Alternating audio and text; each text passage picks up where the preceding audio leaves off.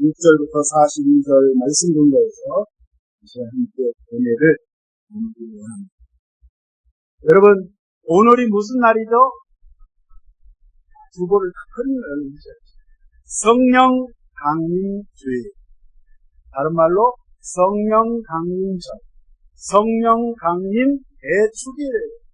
전 세계 카톨릭 포함해서 러시아 정교회 예수를 그리스도로 믿는 크라이스트 기독교는 오늘 성령 강림주일로 예배를 드립니다.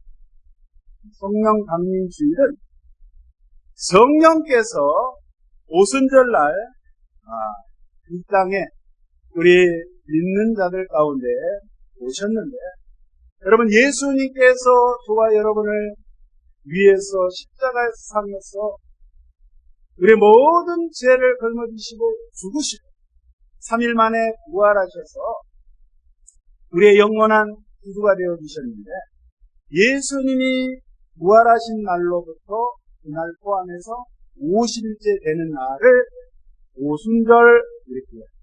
그래서 오순절날 성령 강림에서 있는 예루살렘 요한 마가의 다락방에 주님을 따르던 제자들과 함께 120여 명이 그곳에 모여서 10일 동안 간절히 예수님이 이 땅에 계시면서 마지막 하신 말씀 가운데 너희가 예루살렘을 떠나지 말고 아버지 하나님의 약속하신 것을 기다리라.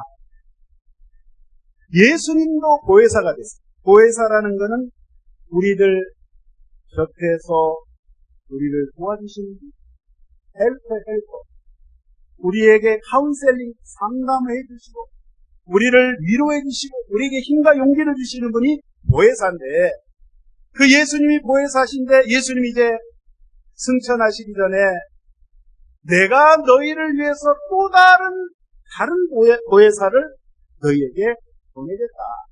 그게 바로 성령 하나님이신 줄로 믿습니다. 바꾸어 말하면 예수님이 아예 떠나신 게 아니라 예수님의 영 되시는 그 성령님이, 예수님이 성령님이신 거예요. 그분이 우리와 함께 세상 끝날까지 내가 너희와 함께 하리라 약속을 하셨는데, 그 약속하신 그대로 오순절날 마가 다락방에 성령이 강력하게 임했습니다. 그래서 각 사람들이 하나님 앞에 기도하는 가운데 이 성령이 위로부터, 하늘로부터 각 사람 심령 가운데 머리에 불로 떨어졌어요.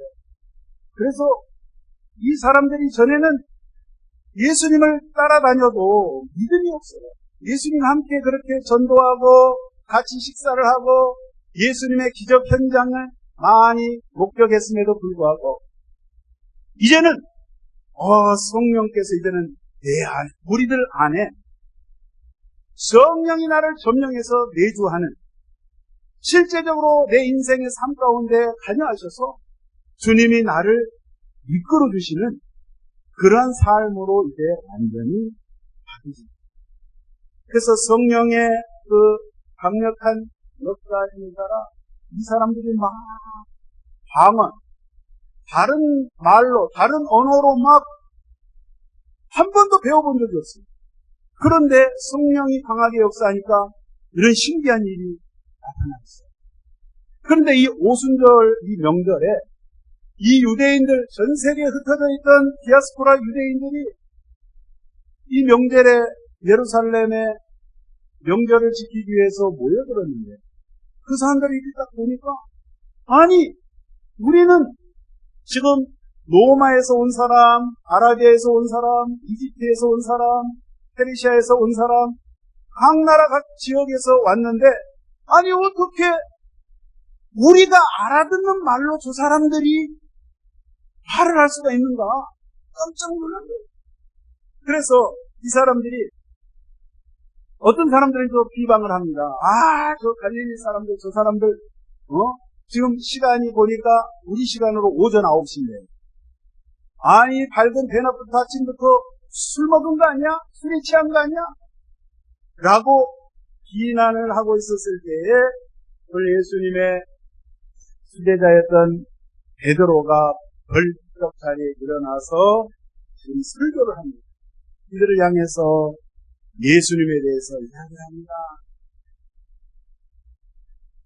너희들 유대인들이 예수님이 하나님의 아들 되시고 그가 메시아 되시고 그리스도 되심을 알아보지 못하고 그를 영접하지 아니하고 오히려 그를 미워하고 그를 십자가에 달아서 죽게 했는데, 그러나 우리 하나님께서는 그 예수를, 나사렛 예수를 우리의 주님으로, 우리의 그리스도로 하나님께서 그를 높이셨다.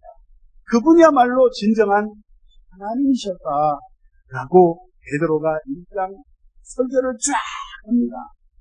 이 설교 말씀을 듣고 지금 이 사람들이 충격을 받은 거예요. 그래서 오늘 말씀에 여기 보니까 37절에 그들이 이 말을 듣고 마음에 찔려 베드로와 다른 사도들에게 물어 이르되 형제들아 우리가 어찌할꼬. 한번 따라하겠습니다. 형제들아 우리가 어찌할꼬. 이 사람들이 말씀을 듣고 성령이 충만해가지고 그 성령의 역사하심 따라 베드로가 설교를 했어요. 사실요, 베드로가 설교한 내용을 분석을 해보면 스데반 집사님이 나중에 이 설교한 거하고 비교를 해서 보면요, 훨씬 스데반 집사님이 설교를 잘했어요. 논리적으로, 정말 신학적으로, 성경학적으로 아주 스데반 집사님이 설교를 잘했어요. 근데 오늘 여기 보면 베드로의 설교를 보면 베드로는 그다지 학식이 없는 사람. 그러나 학식이 없다고 해서 하나님의 말씀을 모르는 건 아니에요. 구약 성경은 저와 여러분보다도 더 발통하고 있었어요. 왜요? 거기서 태어난 사람이고 태어나면서부터 그가 예수님을 따라다니면서 예수님을 통해서 구약의 말씀을 재해석해서 들었기 때문에 구약의 하나님의 말씀에 대해서는 그래도 정통했어요. 그러나 베드로는 좀 말이 거칠잖아요. 성격이 막 급하잖아요. 급한 그대로 하나님이 쓰시는데 이 말씀을, 설교한 말씀을 가만히 들여다보면 큰 내용은 없는데 중요한 것은 예수님이 그리스도 되심을 증거할 때 성령의 강력한 역사가 있었다는 거예요. 그렇기 때문에 이 사람들이, 들었던 사람들이 마음에 찔린 거예요. 어찌할 바를 모르는 거예요. 도대체 우리가 어떻게 해야 구원을 받을 수 있을까? 세상에 우리가 예수님을 알아보지 못하고 하나님의 그 아들을 우리가 인정하지 않고 그를 십자가에 달았는데 오늘 베드로를 통해서 말씀을 듣고 보니 그분이야말로 진정한 우리의 하나님이셨다는 거예요. 그러면서 가슴을 찢으면서 지금 주님의 제자들에게 우리가 어찌할꼬, 어떻게 하면 우리가 좋겠는가? 어떻게 하면 우리가 살 수 있는가? 이렇게 묻습니다. 물어볼 때에 여러분 38절에 보니까 베드로가 이르되 너희가 회개하여 각각 예수 그리스도의 이름으로 세례를 받고 죄사함을 받으라. 그리하면 성령을 선물로 받으리라. 할렐루야. 그 해답을 지금 베드로와 사도들이 알려줍니다.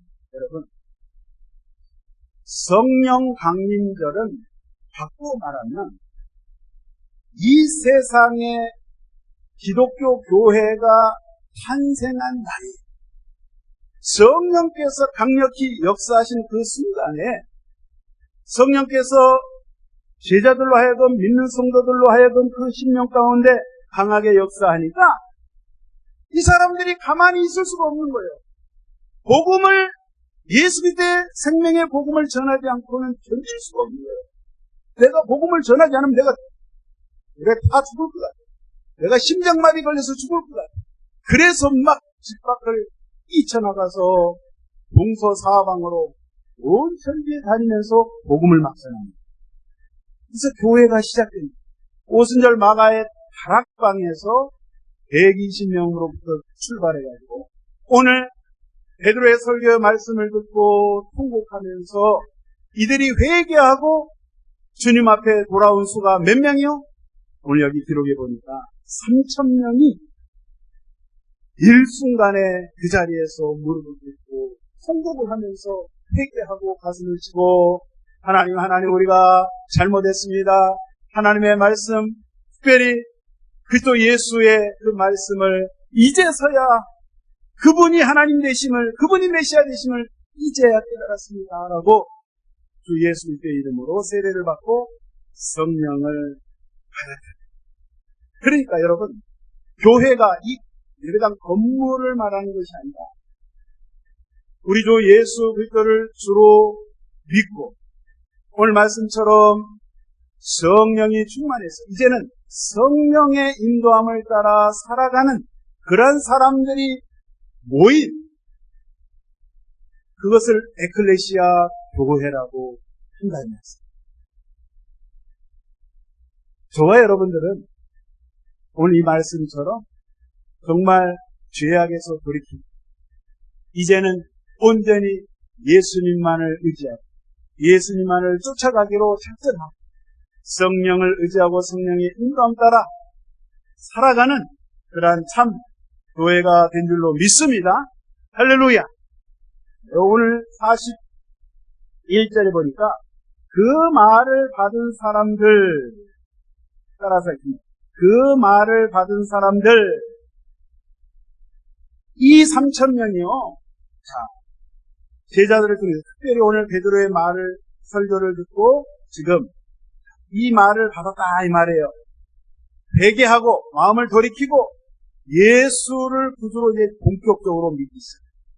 그러면서 이제는 예수님이 사도들을 통해서 사도들의 입술을 통해서 사도들은 직접 예수님을 3년 반 동안 같이 생활하면서 경험을 했기 때문에 예수님이 어떻게 행동하시고 어떻게 말씀하시고 어떻게 일을 이끌어 갔는지를 사도들의 입술을 통해서 예수님의 그 스토리, 이야기를 듣기 시작합니다.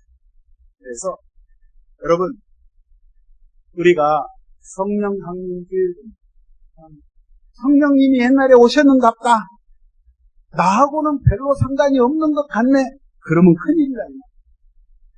성령 하나님께서는 2000년 전이나 1000년 전이나 100년 전이나 50년 전이나 지금이나 동일하게 저와 여러분의 심령 가운데 오시기 원하시고 함께 하시길 원하시고 함께 일하시길 원하시고 함께 호흡하시기를 원하신다는 사실. 여러분 절대 잊지 마시기를 예수의 이름으로 축원드립니다. 여러분 믿음이 뭡니까? 믿음에 대해서 히브리서 11장 1절에 믿음은 바라는 것들의 실상이요 보이지 않는 것들의 증거니. 이 말이 좀 말씀이 어려운 것 같아요. 믿음은 바라는 것들의 실상이다. 보이지 않는 것의 증거다. 쉽게 설명을 드리면 여러분 하나님께서 약속하신 성경의 말씀은 다 하나님이 우리 인간과 약속하십니다. 하나님이 이 약속을 하신 것은 반드시 하나님은 그 약속을 지키시는 하나님이신데 그리고 하늘이 들쭉나고 땅이 꺼져도 하나님이 한번 약속하신 것은 반드시 성취하시는 그분이신데 그렇게 신실하신 그분이신데 저와 여러분이 하나님의 이 약속의 말씀을 붙잡고 미래는 아직 앞으로 장래 미래는 아직 다가오지 않았지만 미래에 일어날 것 하나님의 약속하심이 이루어질 것을 내가 확신을 가지고 받아들이는 것 이게 믿음이다.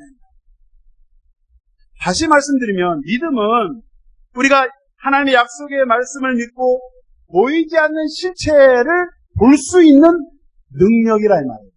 세상 사람들은 이러한 믿음 신앙이 없기 때문에 눈에 보이지 않는 것 인정하지 않아요. 그러나 저와 여러분들은 예수님 귀한 하나님의 말씀을 붙잡고 그 말씀을 의지해서 나아갈 때에 나도 모르는 순간에 하나님의 성령께서 그것을 내가 알 수 있도록 그게 믿어진다 이 말이에요. 여러분 예수님 실질적으로 만나보셨나요? 아이고 2000년 전에 왔다 가시면 내가 어떻게 합니까? 여러분 미국 가보셨어요? 아이고 텔레비에 보니까 미국이 있대요. 안 가봤지만 우리 믿잖아요. 똑같은 거예요. 하나님 살아계십니다. 예, 당연히 살아계십니다. 그래서 여러분, 저와 여러분이 보이지 않는 그 실체가 있는데 그걸 볼 수 있는 능력을 하나님께서 저와 여러분에게 주셨다. 예를 들어서 말씀드립니다. 예를 들면 이 세상 살아갈 때 어떤 사람 그런 이야기. 돈이 있으면 뭐든지 잘 되고 할 수 있어. 맞는 말이에요, 틀린 말이에요. 맞는 것도 같고 대답 잘못하면 신앙이 없는 것처럼 보여지니까. 여러분, 나는 돈이 있으면 뭐든지 잘 될 것이라 라고 생각하는 사람들, 세상 사람들, 여러분, 그 사람들에게 있어서 신념이라 할까 확신은 뭐든지 이 사람은 돈밖에 못. 오직 돈. 24시간 돈만 생각해. 그래서 윤리 도덕도 필요 없어. 교양도 필요 없어. 돈 버는 일에는 목숨을 걸어요. 근데 돈을 쓸지는 몰라. 벌지는 않은데 그걸 잘 써야 되는데 쓸지는 몰라. 그래서 돈 그렇게 살아가는데 여러분 이 돈을 쫓아가는 사람 가만히 보세요. 그 사람의 모습 속에 그 사람은 그 돈에 대한 믿음이 있기 때문에 그 사람의 말과 행동과 표정과 모든 생활 양식 자체가 돈으로 나타납니다. 물질로 나타납니다. 쾌락도 마찬가지, 권력도 마찬가지. 권력을 쫓아가는 사람은 그 사람의 모든 것이 권력 중심입니다. 명예예요. 동일한 의미예요. 우리가 예수 그리스도를 믿고 주님을 따라가는 믿음의 사람들, 이 사람들의 모습 속에 오늘 특별히 이것이 나타납니다. 세상을 이제 떠나서 세상으로부터 우리가 회개하고 돌이켰을 뿐만 아니라 예수님을 붙잡고 이제는 예수님만 따라가고 예수님이 나를 통해서 나의 삶을 통해서 예수님이 드러나도록 그렇게 살아가는 사람, 그 사람이 바로 교회다. 아멘이십니까? 그 사람이 진정한 신앙입니다. 이 말씀입니다. 그래서 오늘 여기 말씀 42절부터 여기 40절을 한번 보도록 하겠습니다. 자, 이 사람들이 정말 회개하고 돌아섰을 뿐만 아니라 이제 예수님을 붙잡고 있다는 그 증거를 보여주고 있는데 40절 보면 그들이 사도의 가르침을 받아 서로 교제하고 떡을 떼며 오로지 기도하기를 힘쓰니라. 자, 이 3,000명에 되는 사람들이 지금 생각이 바뀌었어요. 회개했을 뿐만 아니라 뭐라고요? 하나님 앞에, 주님 앞에 이제 온전히 모든 것을 맡기는데 예수님의 제자들인 사도들이 가르쳐주는 그 하나님의 말씀을 통해서 예수님을 본격적으로 알게 됩니다. 예수님이 어떤 분인가? 예수님을 직접 경험했던 그 사도들을 통해서 이제 예수님을 배우게 되었고 그 예수님과 함께 이제는 예수님이 나의 유일한 나의 인생을 걸 만한 최고의 주가 되심을 그리스도가 되심을 그들이 인정하고 이제는 그분의 가르침을 따라 살아가는데 또 한 가지는 어떻게 해요? 서로 교제하고 떡을 뗍니다. 오로지 뭐에 힘썼다? 기도하는 거예요. 여러분, 말씀 가지고는 안 되고 오늘 보니까 기도에 힘써야 된다라고 말씀하고 있습니다. 여러분, 우리가 이 세상 살 때 이 육신은 빵을 안 먹으면, 밥을 안 먹으면 메가리가 있어요, 없어요? 네. 요즘 영양 좋은 것 그거는 몸에 안 좋다 그러면 안 먹어요. 좀. 가공식품, 가공육은 그거 발암물질 있어. 안 먹어, 못 써. 몸에 안 좋대. 혈관에 좋은 것, 단백질도 여러분, 참, 요즘 먹을 거 많죠? 네. 육신을 유지하기 위해서 우리가 밥을 먹듯이 우리 영혼을 위해서 영의 양식이 바로 여러분 하나님의 말씀을 통해서 우리가 기도를 해야 되는데, 기도는 뭐예요? 숨 쉬는 거예요. 영적인 호흡이에요. 예전에도 제가 한번 설명드렸는데요. 히브리어 단어 중에 엘로힘이라는 단어가 있어요. 하나님들이라는 복수예요. 삼위일체 하나님이잖아요.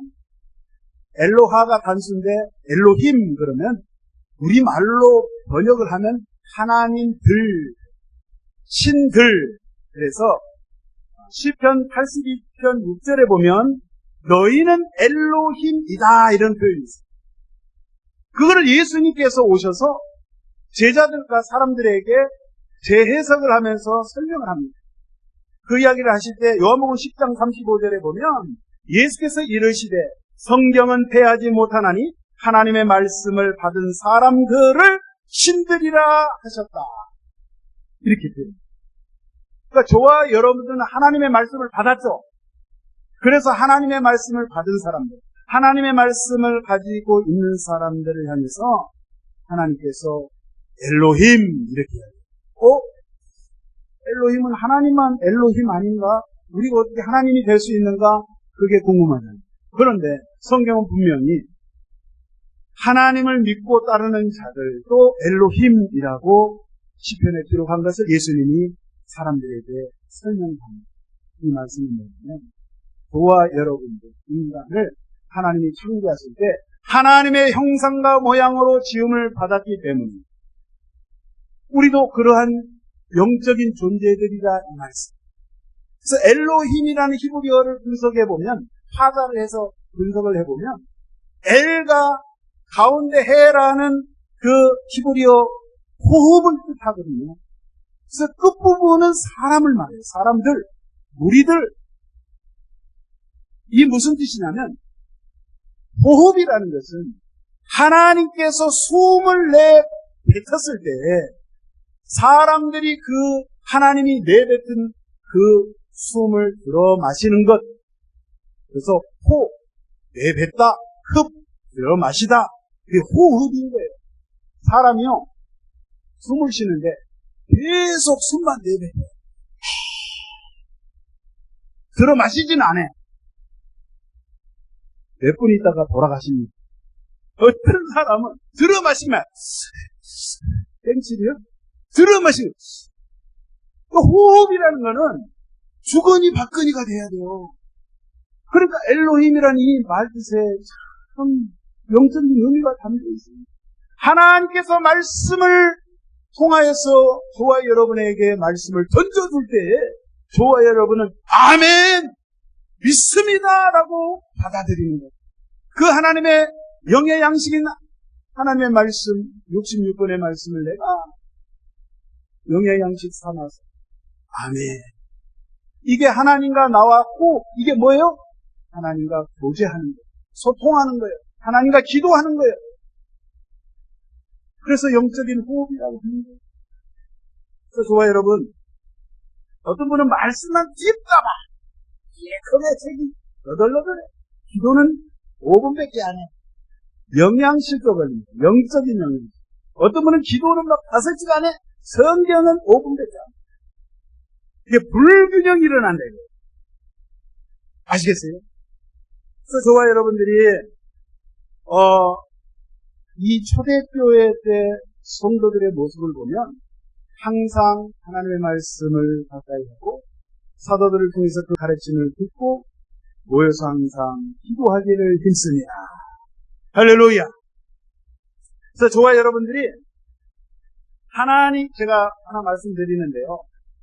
사람은요, 일반 동물하고 다른 게 뭐냐면, 왜 영적인 존재냐면, 하나님께서 저와 여러분들 마음, 한문으로 말하면 혼이요, 혼. 히브리어로 네페시라고 해요. 우리는 혼을 가지고 있는데, 이 마음 한가운데, 의자가 있어요. 뭐가 있어요? 앉는 의자가 있어. 누가 이 의자에 앉느냐에 따라서 내가 어떤 존재가 되느냐 결정나는 거예요. 우리가 육신을 쫓아서 세상적인 것을 쾌락을 쫓아서 안목의 정력, 이생의 자랑, 육신의 정력을 쫓아서 살아가는 사람들은 특징이 뭐냐면 그 세상적인 탐욕이 내 마음의 의자에 앉아있는 거예요. 그것이 주인이 되다 보니까 내 이 의자 가운데 지정의가 있어요. 지식과 감정과 의지가 있다는 거예요. 그것이 모두 세상적인 것으로 그 의자에 가득하기 때문에 그 왕자에 그것이 앉아있으면 그것을 쉬운 말로 세상 사람, 마귀의 자녀, 마귀의 종이다 이렇게 이야기할 수 있어요. 그러나 우리가 예수 그리스도를 구주로 영접하고 회개하고 이제 하나님의 백성이 있어요. 하나님의 백성된 저와 여러분들은 우리 혼 가운데 우리 내펫이 이 중심에 마음 중심에 거룩하신 성령 하나님의 그 영이 이제는 내 의자에 마음의 의자에 앉아 계시는 거예요. 그분이 나를 점령하고 나를 통치하시기 때문에 원수도 용서할 수 있는 마음을 내게 부어주시고 불쌍히 여기고 긍휼히 여기는 마음, 하나님의 마음, 하나님의 그 의로움과 그 거룩함을 쫓아서 살아갈 수 있도록 성령께서 나를 이끌어 가신다. 그러면 이러한 사람을 우리가 하나님의 자녀, 하나님의 사람 이렇게 말씀합니다. 그래서 저와 여러분들은 바라옵기는 내 마음 가운데 우리 주님께서 주인이 되어주셔서 내 인생, 또 우리 가정, 또 우리 교회, 우리 이 나라 주님께서 통치하시고 주님께서 다스리는 그러한 하나님의 나라로 하나님의 백성으로 하나님의 자녀로 살아가시기를 예수의 이름으로 축원드립니다. 그래서 여러분 성령님이 오셨습니다. 이제는 제가 성령님을 인지하지 못하고 인식하지 못하고 깨닫지 못하고 그냥 내가 결정하고 내 마음대로 했는데 주여 오늘부터는 그 보혜사 성령님을 내가 인정하고 환영하고 모셔드려서 성령의 인도함 따라 이제는 성령의 사람들이 되기를 원합니다.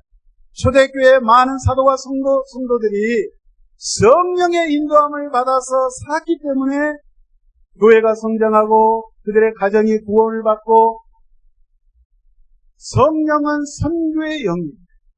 복음을 전하는 영이에요. 가만히 있을 수가 없는 거예요.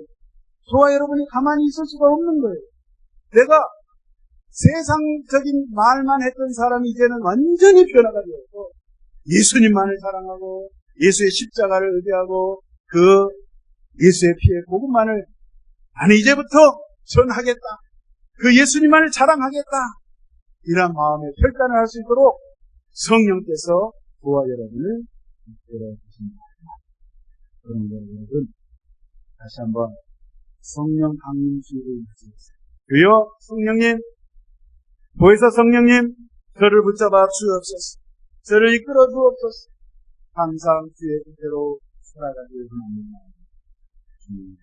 인도하신 따라 살아갈 때 저와 여러분 가운데 마음 가운데 항상 싱글벙글 생글벙글 너무 좋은 거야. 저 사람 쥐뿔도 없는데 속뿔이 있는 것 같아. 너무너무 행복해하는 거야.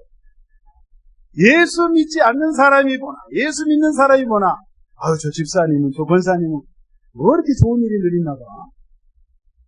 그런 이야기 들으시기를 주의 이름으로 축원드립니다.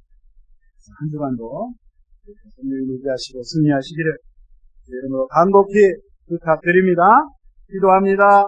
사랑의 주님 감사합니다. 오늘 성령 강림주의를 맞이하였습니다. 성령님께서 나를 위해서 말할 수 없는 탄식 가운데 이하여 기도하고 있음을 아버지 하나님들 생각하며 영으로 깨어있는 죄를 되게 하여 주시고 성령님을 늘 인정하고 환영하고 모셔드리고 주의 말씀 따라 살아갈 수 있는 귀한 성도들로 하나님 인도하여 주시어서 항상 우리의 삶이 우리의 신앙생활이 기쁨과 소망 감사가 넘치는 그러한 삶으로 주여 인도하여 주시옵소서. 아버지 이렇게 붙잡아 주심을 믿사옵고 감사드리며 예수님의 이름으로 기도합니다. 우리 말씀 생각하시면서 주여 내게 성령의 충만함을 주시고 말씀을 통하여서 하나님 내 영이 새로워지기 원합니다. 주여 붙잡아 주시옵소서. 주여 한번 물어보 동성 기도합니다.